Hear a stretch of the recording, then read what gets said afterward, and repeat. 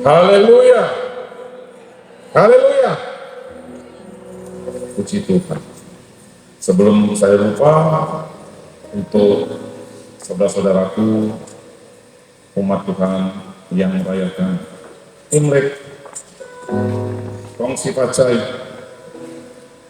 Sinen Hoilun, Wang Surui. Itu bukan bahasanya agama lain, itu hanya bahasa Tiongkok. Artinya, selamat diberkati segala usaha dan pekerjaanmu. Sinen Hoilun artinya, itu baru, selamat tahun baru. Kadang-kadang orang bilang selamat tahun baru itu Kongsi Pacai. Kurang tepat. Wang Surui, saya lupa. Nanti cari dulu saja ya. Haleluya. Amin. Puji Tuhan. Haleluya. Tenang, tenang. Arak-arakan baru lewat jam 1 siang. Ya. Kita nikmati ibadah ini dengan penuh sukacita. Kita akan baca di dalam Matius pasal yang kedua. Seperti janji saya di akhir tahun lalu, jika Tuhan menghendaki, tapi bukan berarti suatu patokan yang kaku untuk harus terus perikop demi perikop. Kita akan masuk perikop berikutnya setelah perikop yang tanggal 1 Januari. Mari kita akan buka dalam Injil Matius pasal yang kedua, ayat yang ke-13 sampai yang ke-15. Saya jemput kita semua bangkit berdiri untuk menyambut pembacaan firman Tuhan yang pertama hari ini. LCD, puji Tuhan. Sama-sama kita, yang sudah dapat katakan amin, haleluya. Amin. 1, 2, 3. Setelah, tidak sama-sama. Sebentar, 1, 2, 3 kita baca sama-sama Matius 2 ayat 13 sampai 15. 1, 2, 3. Setelah orang-orang Majus itu berangkat, nampaklah malaikat Tuhan kepada Yusuf dalam mimpi dan berkata, bangunlah, ambillah anak itu serta ibunya, larilah ke Mesir dan tinggallah di sana sampai aku berfirman kepadamu, karena Herodes akan mencari anak itu untuk membunuh dia. Ayat 14. Maka Yusuf pun bangunlah, diambilnya anak itu serta ibunya malam itu juga, lalu menyingkir ke Mesir. Ayat 15. Dan tinggal di sana hingga Herodes mati.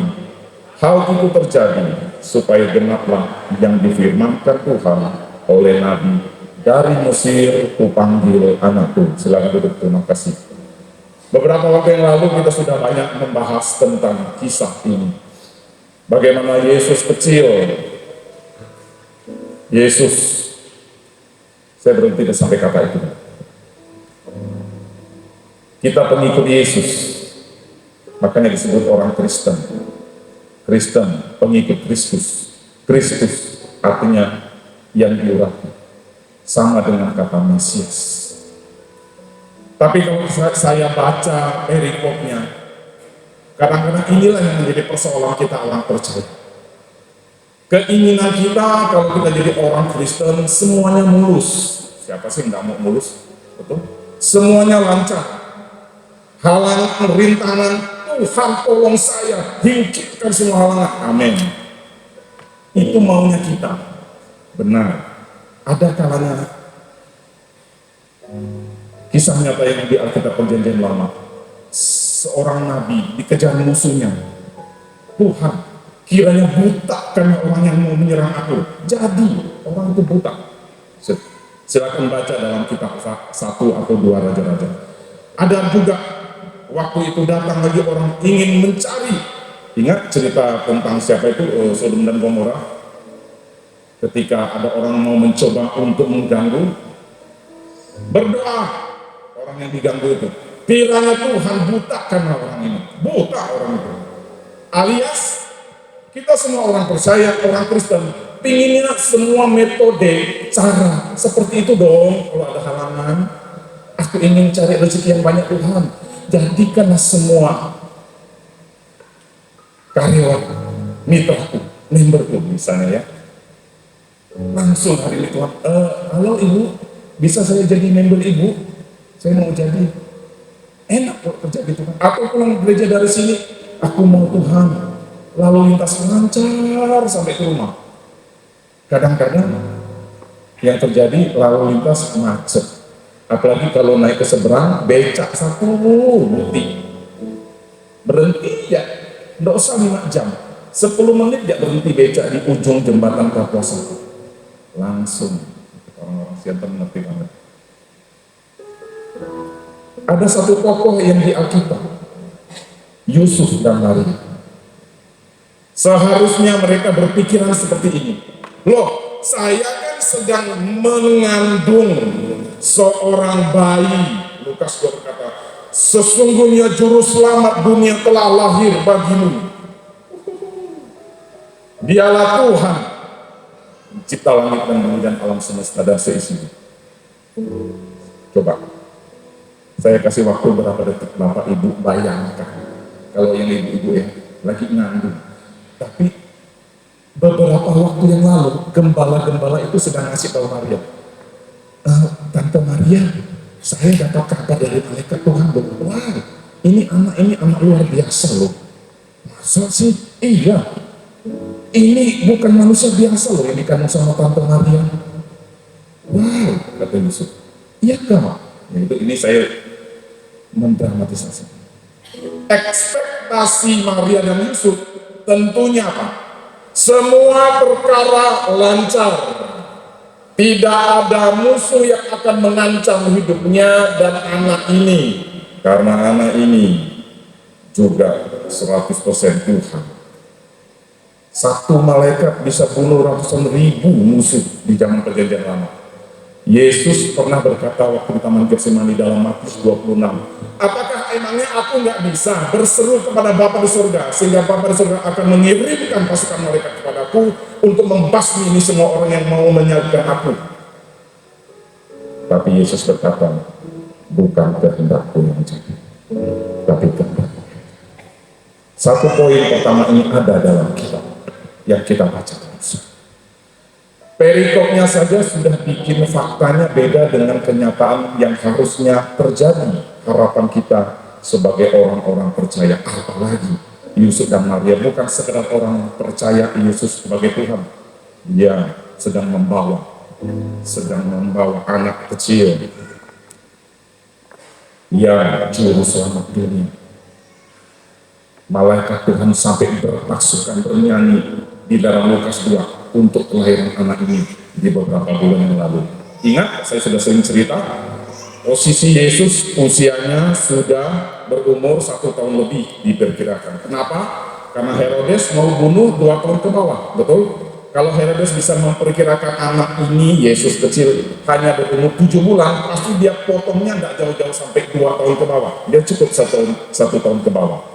Jadi dalam kisah perikop penyingkiran ke Mesir, Bapak Ibu yang dengan cepat buka Alkitab bahasa Inggris, itu bahasa Inggrisnya agak lucu, miris, aneh kali ya. Kok Tuhan melarikan diri ya? Bahasa Inggrisnya penyingkiran ke Mesir dalam bahasa Inggris New English Translation atau NIV dan sebagainya, the escape to Egypt. Escape? Apa escape? Melarikan diri. Escape. Lari. Dikejar musuh, lari. Sekarang Bapak Ibu bayangkan. Ya, baru berapa menit masuk sudah dapat poin pertama. Kalau Bapak Ibu jadi keluarganya Yusuf dan Maria, paman-pamannya Ai, Soiku, Taipa, apa? Katanya kamu, anakmu juru selamat dunia. Kok kamu melarikan diri ke Mesir? Pengecut, kirimkan dong malaikat, sebut satu saja malaikat, tingginya 3 meter, makhluk surga, serafim kerubim, sayapnya 6, mana Herodes? Mungkin keluarganya kalau ngumpul, tetangganya ngumpul, benar kan dah? Iya, anak yang dikandung adalah juru selamat dunia. Gimana iman Yusuf dan Maria? Kalau kita menjadi mereka pada waktu itu, The escape to Egypt. Escape, melarikan diri. Kalau bahasa terjemahan baru agak diperhalus. Penyingkiran ke Mesir itu halus. Nyingkir loh. Kalau nyingkir kan bisa pelan-pelan, bisa dengan penuh kesadaran kan. Tapi ini escape, berarti dia sebenarnya nggak mau lari, tapi karena situasi, kondisi, lari. Dan kondisi seperti itu tidak direncanakan oleh Yusuf. Yusuf lagi bobo. Orang tidur itu berarti dia tidak khawatir. Betul Bapak Ibu? Kalau lagi khawatir bisa bobo. Apakah Yusuf tidak tahu kalau Herodes sedang cari anak itu?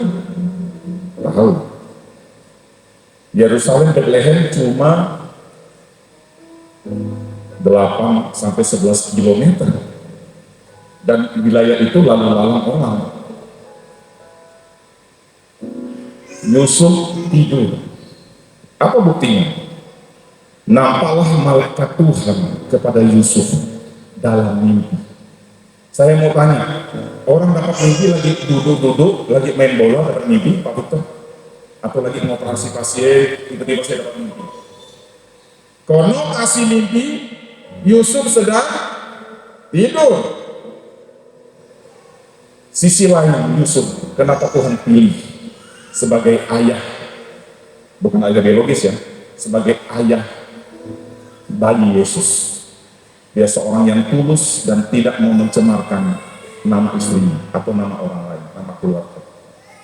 Yang kedua, dia seorang yang tenang walaupun menghadapi badai kehidupan. Dia tahu anaknya dan keluarganya sedang dalam ancaman Herodes. Memang waktu itu tidak ada status TikTok, tidak ada status WA, tidak ada status Facebook, tidak ada status WhatsApp.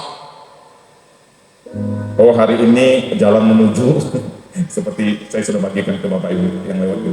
Oh, hari ini jalan Gajah Mada ditutup jam 1.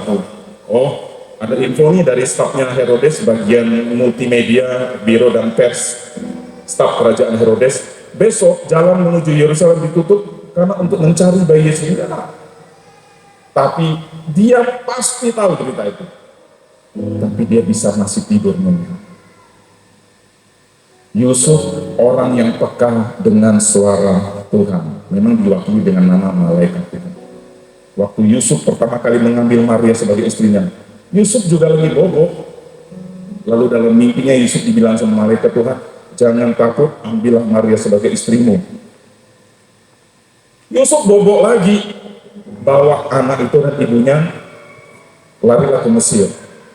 Pasal kedua ayat 19, Yusuf bobo lagi, malaikat kasih tahu dia dalam mimpi, sekarang Herodes sudah mati, you dan keluargamu silakan go to Israel. Ini udah cerita sedikit lucu sedikit. Mau dengar peka dalam suara malaikat Tuhan? Sering-seringlah bobo. Bukan itu pesan moralnya. Lalu pesan moralnya, mari kita sering-sering bobo supaya waktu bobo kita dapat mimpi dari malaikat. Ini kasus khusus ya, jangan jadikan doktrin. Lalu nanti kalau ada gereja bidat atau sebagainya, banyak-banyaklah bobo. Karena waktu bobo, mungkin saja kalian akan seperti Yusuf, dikasih tahu malaikat Tuhan. Jangan jadikan doktrin. Satu hal, dua hal saja. Baik, mengakhiri dengan cukup cepat mudah-mudahan hari ini. Teladan Yusuf, kita baca. Ayat 13 tadi, saya baca saja dengan cepat. Setelah orang-orang Majus itu berangkat, nampaklah malaikat Tuhan kepada Yusuf dalam mimpi dan berkata, bangunlah, ambillah anak itu. Lihat, kalimatnya tidak berkata, bangunlah, ambil istrimu yang kau sayang, namanya Maria, serta anak itu. Oh, ini kebetulan saja, penulisannya mungkin memang dia mulainya dari hierarki yang paling rendah. Tidak. Alkitab itu penuh dengan makna. Coba perhatikan.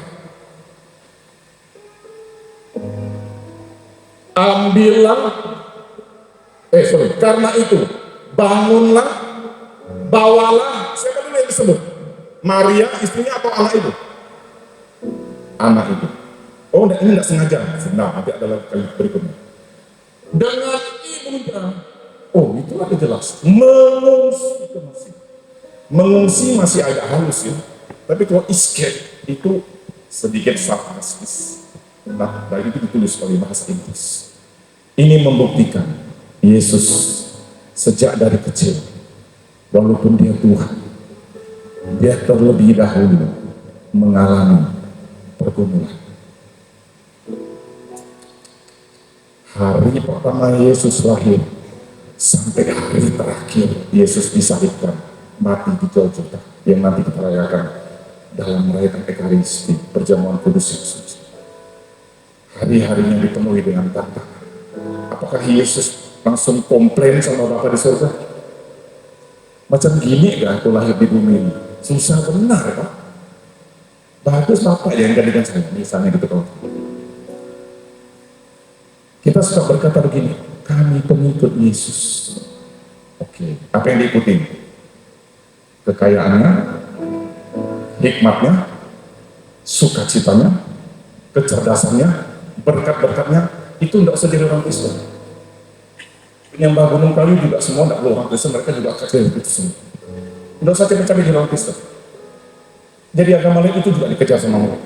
Kekayaan materi, keberhasilan, kesuksesan. Sekali lagi saya ngomong ini bukan anti suksesnya, kita perlu diberkati. Seperti kemarin renungan dari Bapak Saudara Nathan. Abraham itu kaya, Ishak itu kaya, sangat kaya dan teramat kaya. Yang paling penting bukan kita siapa dan kita bagaimana kondisi di sosial ekonomi, politik, budaya, pertahanan, keamanan kita, tapi bagaimana kita menjalani hari-hari itu.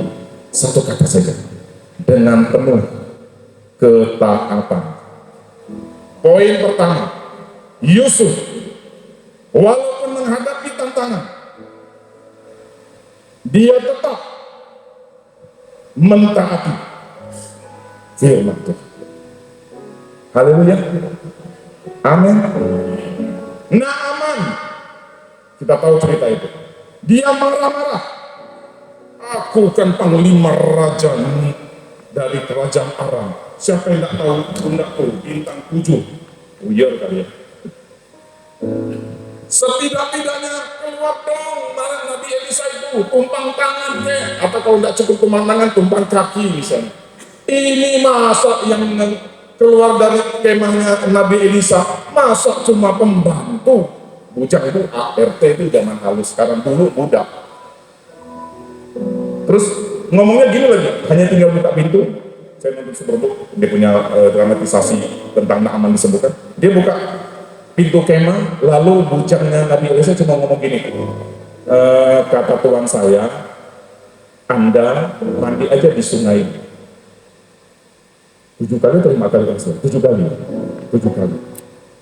Coba kita jadi Naaman, bayangkan, jauh-jauh dari Aram ke Yerusalem atau ke Israel itu ratusan kilometer.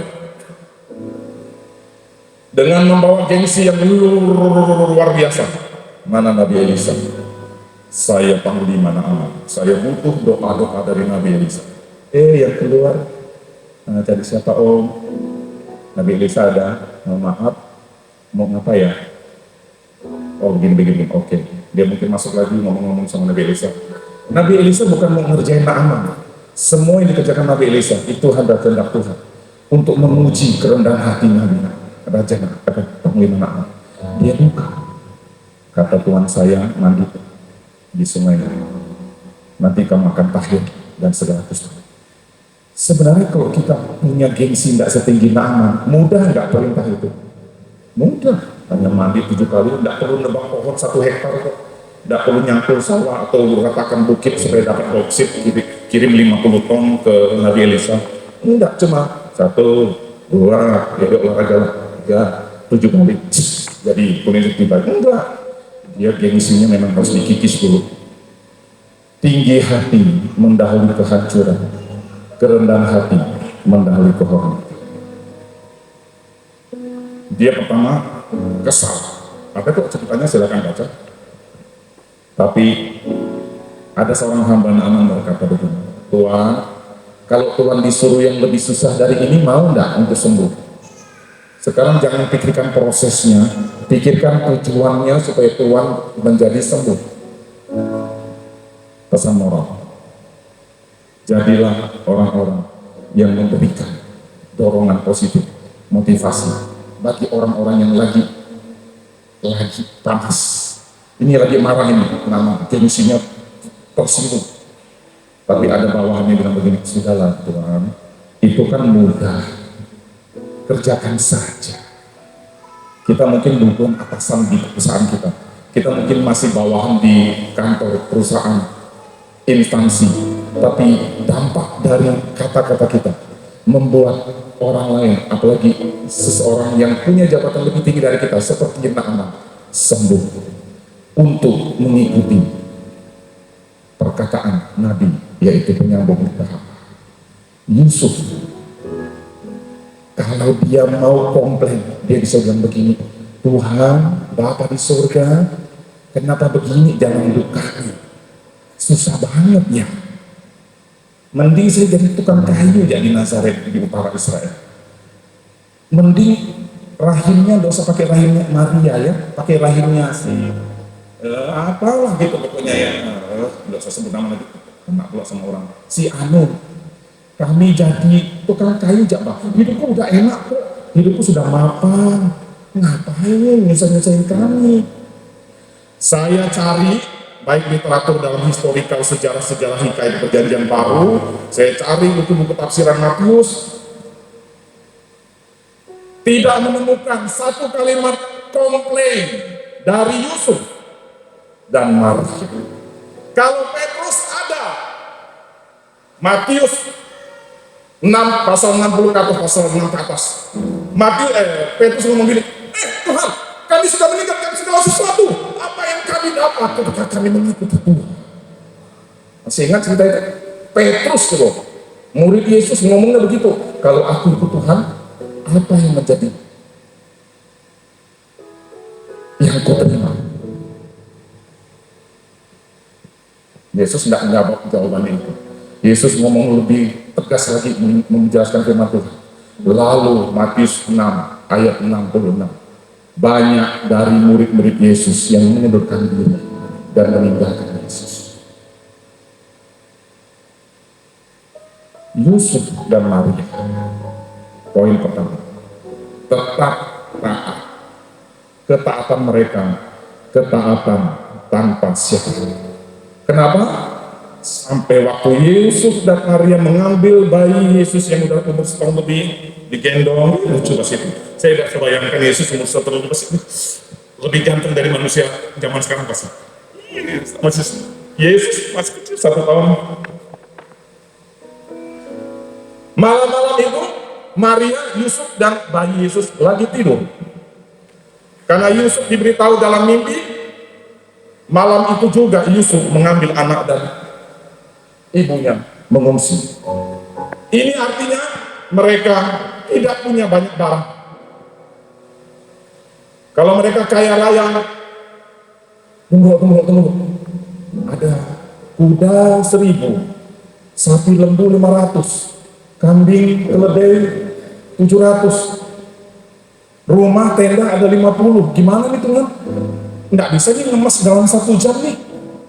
Udah cepat, kata mereka, tunggu dulu, aku ngemas dulu harta kekayaanku. Nanti di Mesir aku makan apel, tak bisa nukang di situ.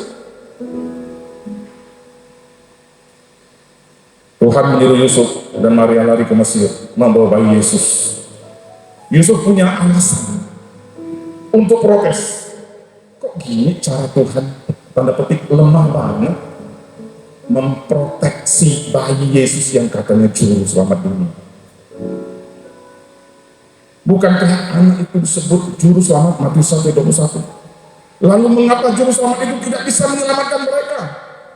Bahkan juru selamat itu yang dalam rupa Yesus, bayi kecil umur 1 tahun lebih, harus dibawa oleh ayah dan ibunya mengungsi ke Mesir buru-buru malam itu.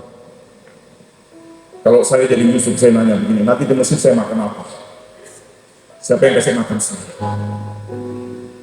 Mereka di Mesir menurut catatan sejarah Alkitab sekitar setahun, kurang lebih 1 tahun. Mereka kembali lagi ke Israel ketika Herodes Agung, bukan Agung Mengadi ya, Herodes Agung sudah mati. Herodes Agung menurut catatan sejarah, tidak ada kitab. Makanya kita sinkronkan Alkitab dengan catatan sejarah.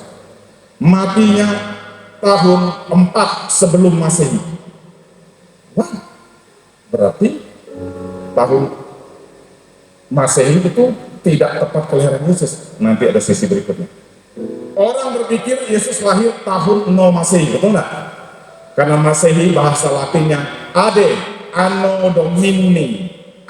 Oke, nada keren. Anno Domini, Ade. Setahun Tuhan kita. Kalender Gregorian.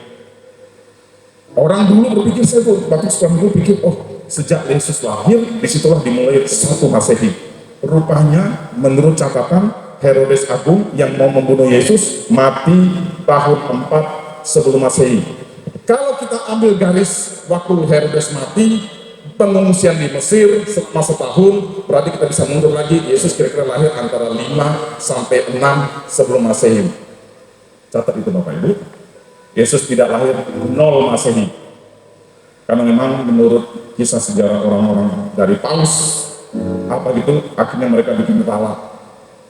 Dipastikan Yesus bukan tepat lahir pada pergantian Masehi. Yesus lahir antara 4 sampai 6 sebelum Masehi. Kenapa? Karena Herodes Agung matinya tahun 4 sebelum Masehi. Dikurangi 1 tahun lebih, kisarannya antara 4 sampai 6.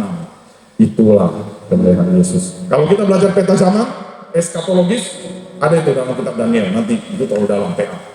Kita kembali ke kisah Yesus. Bukankah pada masa lalu Allah sering menyelamatkan umatnya dengan cara yang spektakuler? Saya bacakan dengan cepat saja. Kejadian 14, bangsa Israel lagi dibawa oleh Musa. Sudah tahu ceritanya? Ada jalan buntu, kiri kanan gurun, belakang musuh. Langsung Tuhan bilang apa? Acungkan tongkatmu Musa, belalah laut. Lalu bertiuplah angin timur yang keras. Semalam-malaman dia menguap air laut. Lalu mereka berjalan sepanjang sehari-harian. Sekitar hampir 1 jutaan penduduk Israel keluar dari Mesir melewati laut kosong. Keren kan? Saat 2 Raja-Raja 6, orang dibikin buta karena dia mau menangkap Nabi. 2 Raja-Raja 1, kiranya api dari langit turun menghanguskan musuh-musuhmu. Benar. Amin. Api hangus. Nabi Elia mengalahkan 450 Nabi Baal.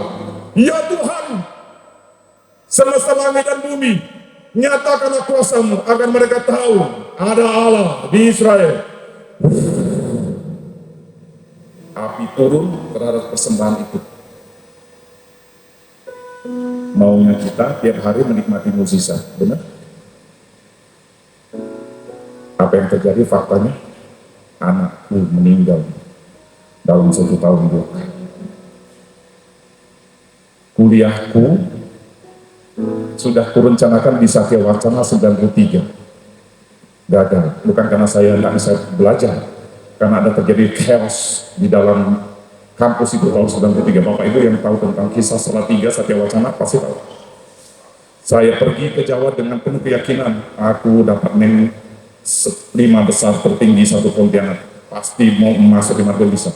Dengan yakinnya saya mendaftar Fakultas Teknik Elektro UGM, Fakultas Teknik Elektro ITB. Kayaknya tes saya bisa jawab deh.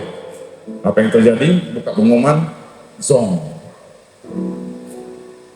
Hati kecilku berkata, kok gini itu? Tapi papiku masih hidup. Dia peluk saya, Joni, masa depanmu ada dalam tangan Tuhan. Kadang-kadang Tuhan membuat kita dari titik A ke E, tidak langsung ke E. Saya ulangi. Kadang-kadang Tuhan membawa kita dari titik A, tidak langsung ke E. Dia bawa kita ke B dulu. Pergilah kamu keluar dari Israel menuju Mesir.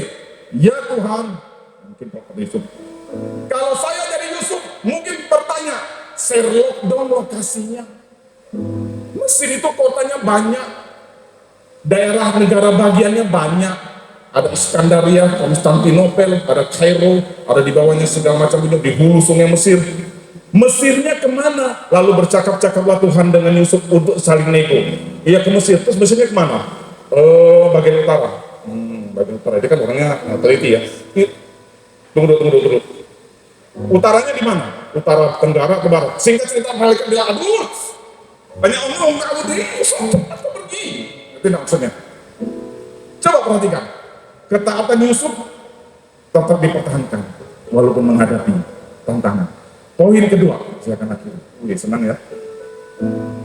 Ayat 14 sama-sama kita baca.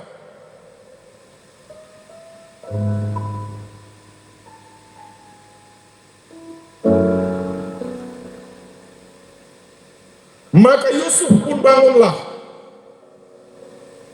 Diambilnya anak itu serta ibunya. Garis bawahi. Sama-sama kita baca. 1, 2, 3. Malam itu juga. 3 kata ini penting. Sama-sama kita baca 3 kata ini. 1, 2, 3. Malam itu juga. Ketaatan Yusuf tidak ditunda-tunda. Saya baru dapat quote yang bagus sekali dan menjadi rema buat saya. Musuh ketaatan, bukan ketidaktaatan. Musuh ketaatan adalah menunda untuk taat. Wah, saya diberkati sekali, Rek. Yusuf tidak menunda. Dia tidak nego. Boleh nggak besok pagi? Ini masih ngantuk nih. Sejuk lagi, gelap. Tak ada lampu petroma. Tak ada bawa lampu LED. Motor tak ada, mobil tak ada. Pakai kuda ke, unta ke, keledai. Nah, bayangkan. Kalau saya jadi Yusuf, nego masih. Ini perginya pakai apa? Keledainya mana? Untanya minjam. Lah, yang punya unta aja masih tidur. Kok? No! Yusuf, malam itu juga. Dia langsung bangun, mengambil anak itu beserta ibunya, dan saya suka kalimat ini, mengungsi ke Mesir malam itu juga. Poin kedua, cukup 2 poin. Belajar dari Yusuf dan Maria. Ini rahasianya, kenapa Yusuf dan Maria, Bapa di surga pilih menjadi orang tua bagi bayi Yesus. Bukan didapat dari track record sebelumnya yang kita baca di Alkitab. Justru dari catatan yang dia sedang lakukan dari hari pertama Yesus lahir, minggu, bulan, tahun, masuk tahun 1 bulan lebih sedikit. Datanglah orang-orang Majus membawa emas, kemenyan dan mur. Dan waktu orang Majus itu pulang ke melewati jalan yang lain, tema nasional tahun lalu, Yusuf segera bangun malam itu juga. Bapak Ibu Saudara, saya juga. Ketika kita ada undangan dari Tuhan, ayo ibadah. Sorry, saya tidak menyinggung, ini untuk saya. Nanti saja, masih ada hari esok. Saya tertemplak dengan kalimat tadi. Anakku John, menunda ketaatan sama dengan ketidaktaatan. Ada meme yang sering saya masukkan di status WA saya. Kisah paling sedih, tapi anehnya dinikmati dan dialami sebagian besar orang. Waktu dia masih muda, dia berkata, Tuhan, aku masih muda, tuh yang untuk cari Tuhan, melayani Tuhan, nanti ya, aku masih muda, masih hijau, masih belum bisa apa-apa, masih kinyis-kinyis ya. Tuhan bilang lewat malaikatnya, iya.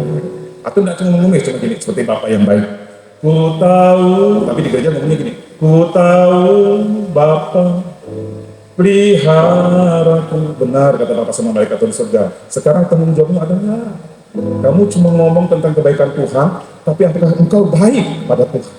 Itu pertanyaan. Kita suka sering dengar tagline, Tuhan baik, Tuhan baik. Benar, tidak perlu disebut pun Tuhan tetapi oke, saya dapat satu lagi kiranya. Bapak Ibu, kalau kita sering beribadah, sering membaca renungan firman Tuhan, sering berdoa, sering bersekutu, sering memuji nama Tuhan, baik bersama-sama maupun sendiri di kamar tidak ada yang lihat. Apakah itu membuat Tuhan lebih sayang kepada kita? Atau bagaimana? Apakah kita semakin setia, Tuhan makin sayang? Salah. Kamu mau tidak setia, Tuhan setia. Kamu mau jarang-jarang bahkan mungkin di luar sana menista nama Tuhan, selagi nafasmu masih berdetak jantungmu, Tuhan masih memberikan waktu untuk bertobat. Tuhan tidak makin tambah sayang kalau kamu makin setia, makin heboh, makin. Yang terjadi adalah diri kita makin cinta Tuhan. Amin. Semakin banyak berdoa, berarti Tuhan makin sayang. Sedikit berdoa, Tuhan jadi murka. Matilah kau anakku. Enggak segitunya. Ketika kita memilih Yesus sebagai Tuhan, ini esoteriologi ya, ilmu tentang keselamatan. Tuhan tidak langsung menghukum kita dan lemparkan kita ke neraka. No. Tapi dia sudah berlaku seperti Bapa yang baik. Tapi jangan senang dulu. Dalam Ibrani berkata, di manakah di dunia ini seorang anak yang diakui ayahnya yang tidak dihajar kalau berbuat salah? Jadi bukan menghukum untuk mati masuk neraka tiba-tiba. Tidak ada lagi kita semua di sini. Kalau masuk saya mungkin habis nih. Kita tidak bisa berkata saya penuh dengan kesucian, tidak penuh dosa. 24 jam dalam 1 menit kamu berpikir yang tidak kamu sudah berdosa. Dan Tuhan tidak mungkin langsung tangkap kamu, lempar, boom, ke lautan jurang terdalam di palung 7 turunan. Tidak. Tapi karena dia sudah kita percaya sebagai Tuhan dan Juru Selamat saya pribadi. Posisi kita sudah sebagai Bapa dan anak. Nanti anak ini akan terus berdewasa, dewasa. Posisinya sudah seperti mempelai wanita surga. Yang mempelai pria surga akan menikahi gereja Tuhan. Tapi posisi sekarang kita juga status sebagai anak dan Bapa. Tapi jangan lupa, kalau Bapa sudah tidak pernah hajar kita ke waktu kita salah, itu berarti kita anak-anak gampang. Itu bahasa halus di dalam suratan Paulus. Bahasa aslinya anak-anak gampang, maaf. Anak haram jadah. Terjemahan lama. Kecuali kita bukan anak kandung, kalau kita salah dibiarin orang tua. Tapi kalau selama kita punya orang tua yang sayang, Bapak manakah yang sayang kepada anaknya, yang tidak menghajar dan menegur kalau anaknya berbuat salah?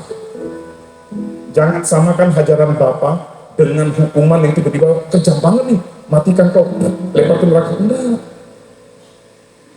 Kuncinya, pergunakanlah waktu yang ada. Karena waktu ini itu yang too busy.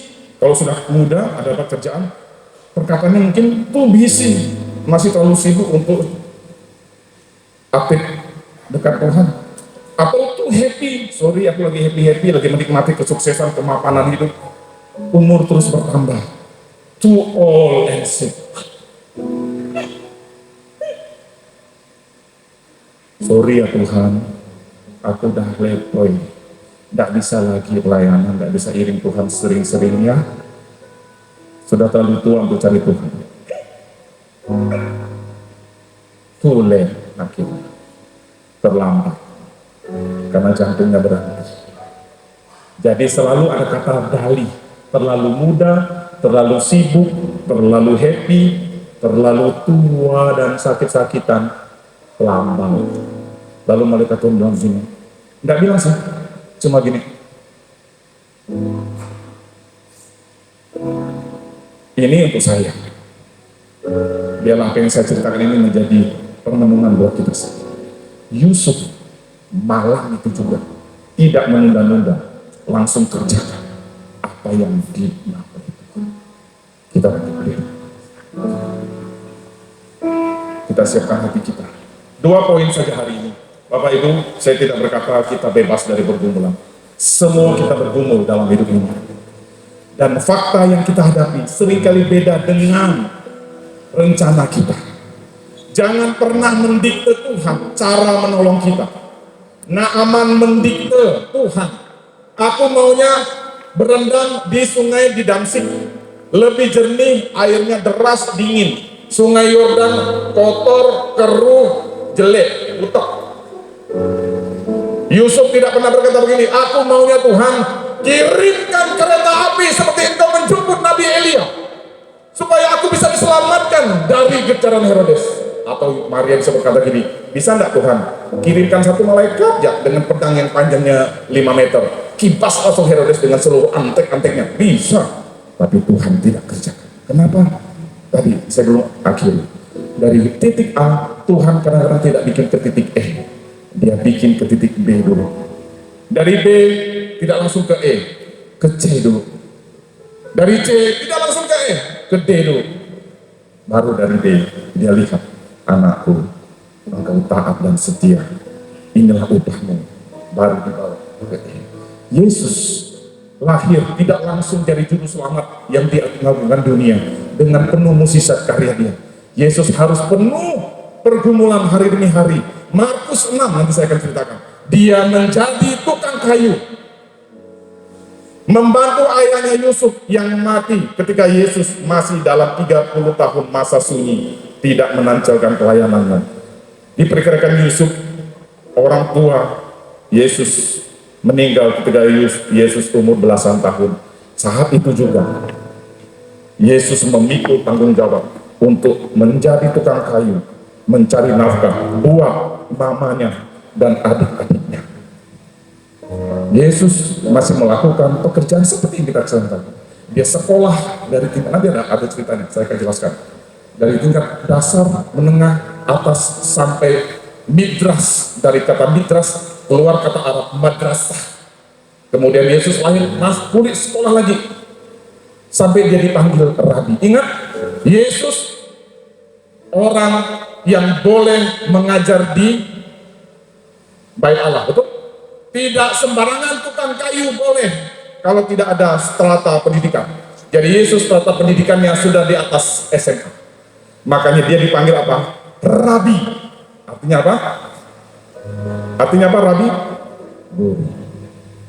Tapi Yesus tidak langsung lompat dari lahir umur 12 tahun langsung jadi juru selamat dunia, melakukan perkara-perkara yang mujizat dan asli. Lukas berkata, Yesus memulai pelayanannya pada umur sekitar 30 tahun. 30 tahun dia harus menunggu. Waktu Tuhan pasti yang terbaik. Walau kadang tak mudah dimengerti, lewati cobaan, ku tetap percaya waktu Tuhan pasti. Katakan sekali lagi, waktu